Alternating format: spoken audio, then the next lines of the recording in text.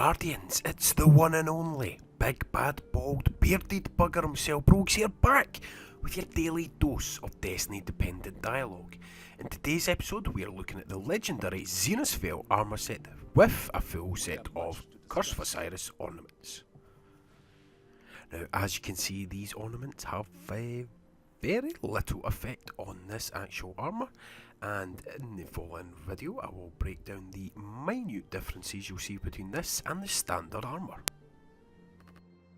Okay, first up we have the helmet, and as you can see there is minimal difference to this. You've gained an extra 2 spikes on the top.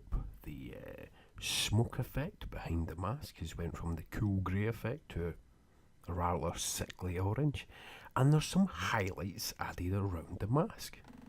Now, in order to gain this ornament, you're going to have to complete heroic strikes during Season 2, which is the Curse of Osiris.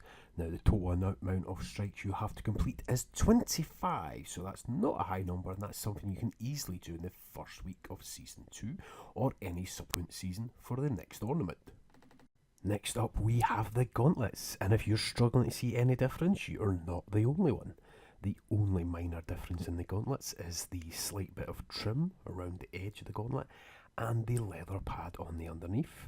Overall, this is a really poor ornament for the Warlock, and it speaks to some extremely lazy work on behalf of Bungie and Activision. This really is not worth the grind to get it.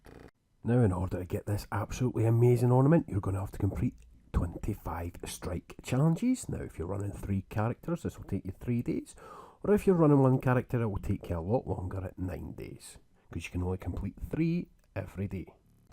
Next up, we have the chest plate, and as you can see, it's much of the same.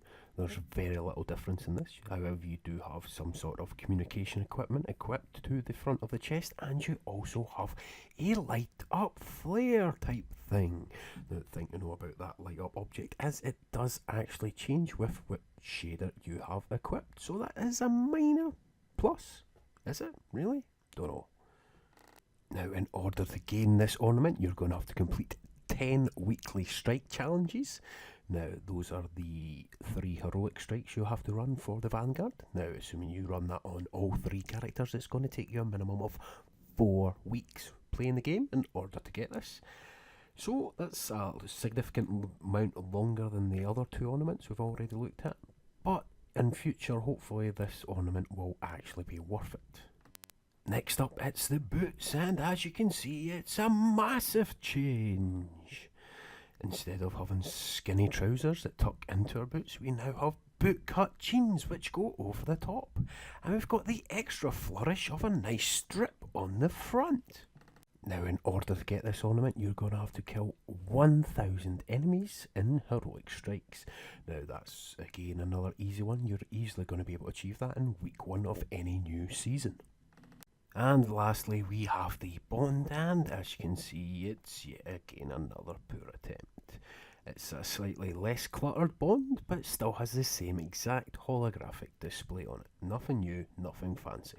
In order to gain this ornament, you're going to have to gain 5 reward engrams from the Vanguard, which can easily be obtained in the first week of any future season. Now, let's see what this looks like under some shaders, shall we? Now more than ever.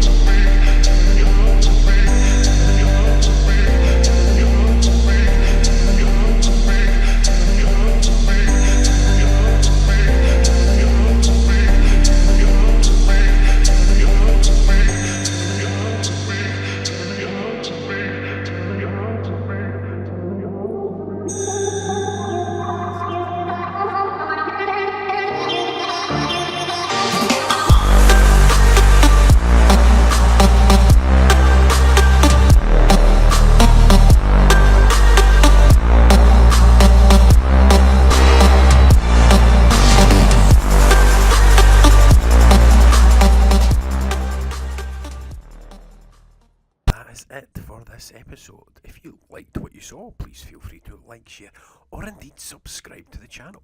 If you want to check out some more content from the channel, please click one of the videos listed above.